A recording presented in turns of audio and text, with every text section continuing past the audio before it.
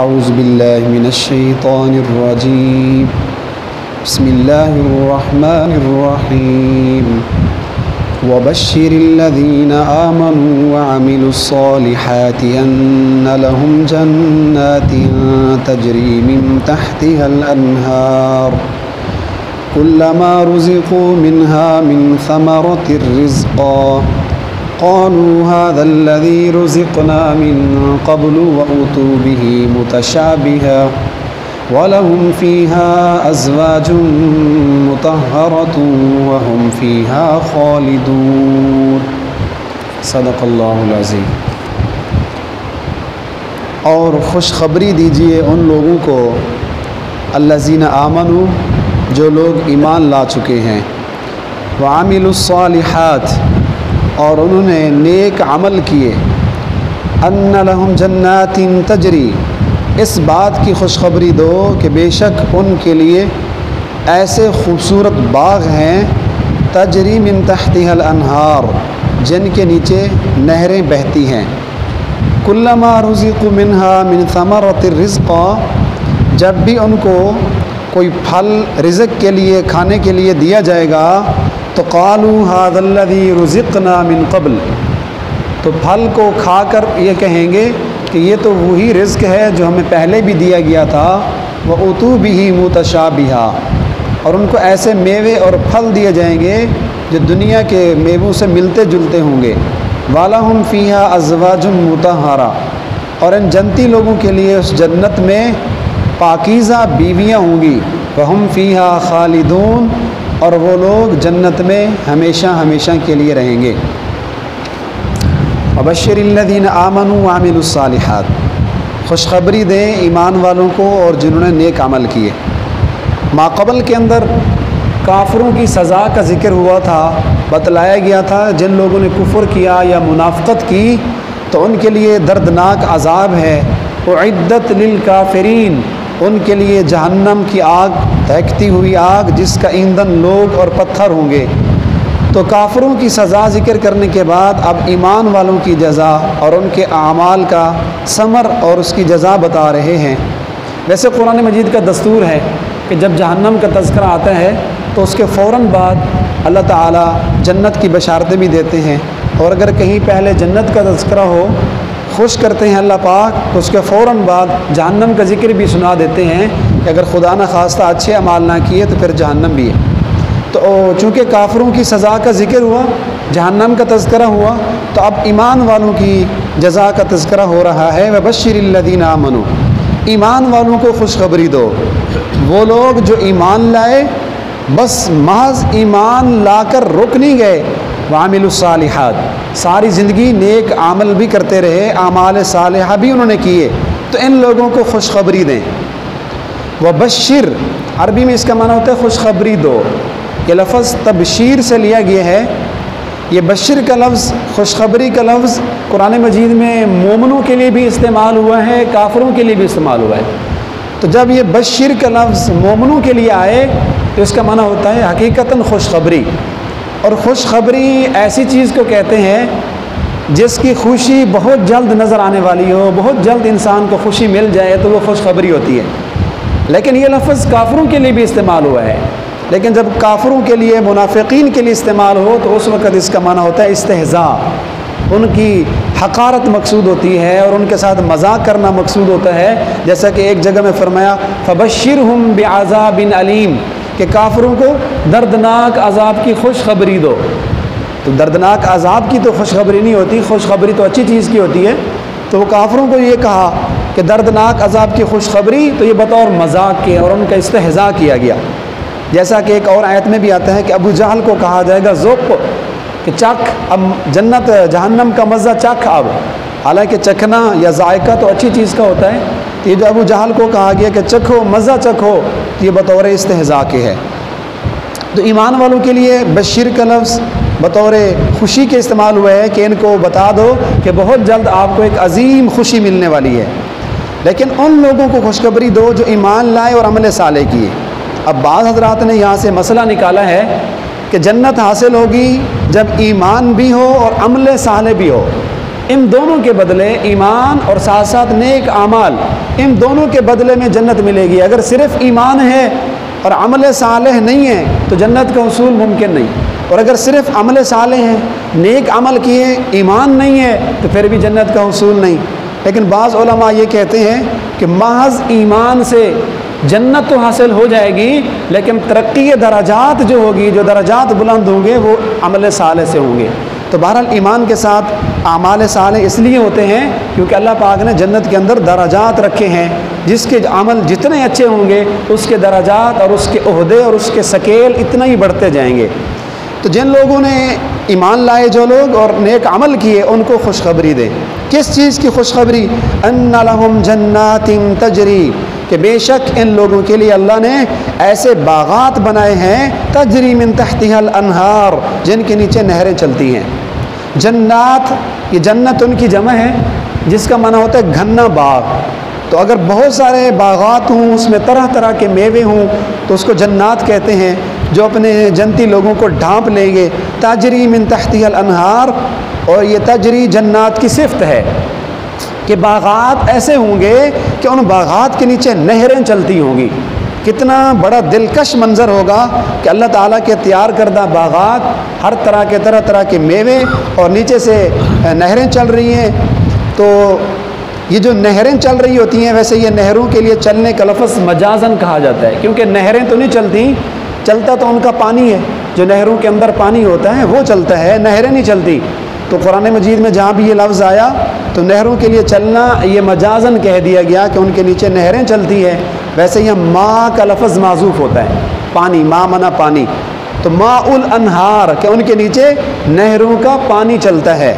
تو بڑا دلکش منظر ہوتا ہے کہ جب اوپر سے گھنے باغات ہوں، سبزہ ہو، سبزہ ویسے ہی انسان کو فطرتاً پسند ہے، پھر ساتھ نہریں بھی چل رہی ہوں، اور نہریں بھی کون کون سی نہریں ہوں گی؟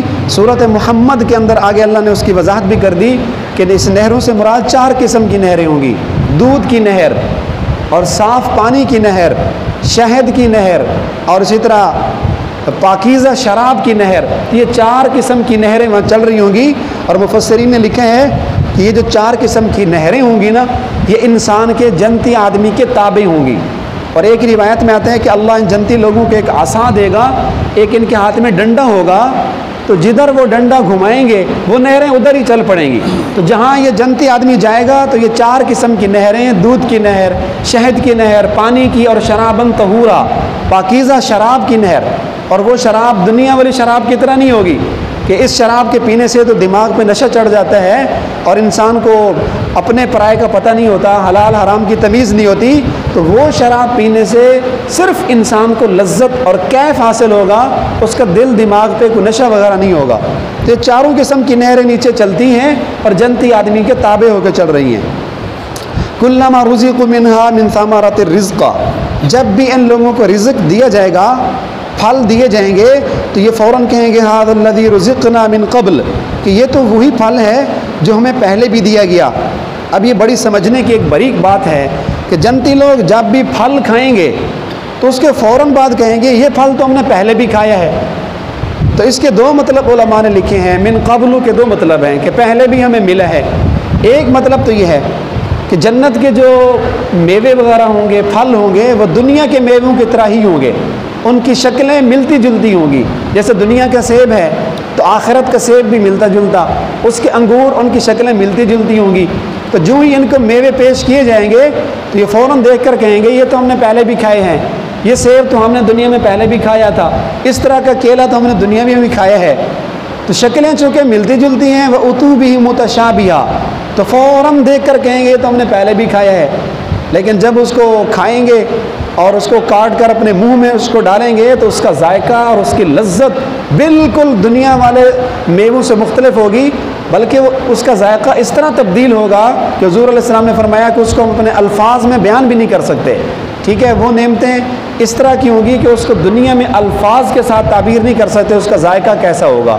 ایک روایت میں تو آتا ہے کہ انسان ایک ہی میوہ جب اپنے منہ میں ڈالے گا تو جب ایک دفعہ کھائے گا ایک لقمے کا ذائقہ علیحدہ ہوگا، اسی پھل کو جب دوبارہ اپنے دانت کے ساتھ چبائے گا، کھائے گا، پھر اسی پھل کا ذائقہ مختلف۔ حالانکہ دنیا میں تو ایسا نہیں ہوتا، دنیا میں ایک ہی پھل کا ایک ہی ذائقہ ہوتا ہے، لیکن وہاں ایک ہی میوہ ہے، ایک ہی سیب ہے، ہر ذائقے پر، ہر لقمے پر اس کا ذائقہ علیحدہ ہوگا۔ تو وہ یہ جو کہیں گے نا کہ ہم نے تو پہلے کھائے ہیں، تو وہ اس کی شکل دیکھ کر کہیں گے یہ تو دنیا میں ہم کھا کر آئے ہیں۔ اس لیے بعض مفسرین نے یہ لکھا ہے کہ ایک مرتبہ دنیا میں اللہ نے جتنے بھی میوے بنائے ہیں نا، ایک مرتبہ ان کو ضرور کھا لینا چاہیے، تاکہ جب ہم جنت میں جائیں تو وہ دوبارہ میوہ ہم کھائیں تو اس کا فرق محسوس کر سکیں کہ دیکھو ہم نے دنیا میں سیب کھایا تھا، وہ کتنا بد مزہ تھا، اب جنت میں اللہ نے جو سیب کھلایا ہے کتنا بہترین اس کا ذائقہ ہے۔ تو ایک مرتبہ ہر پھل کو اگر اللہ کی وسعت ہو تو کھا لینا چاہیے، اس نیت سے کہ ہم نے جنت میں بھی کھانا ہے تو ان دونوں ذائقوں کا فرق محسوس کریں گے۔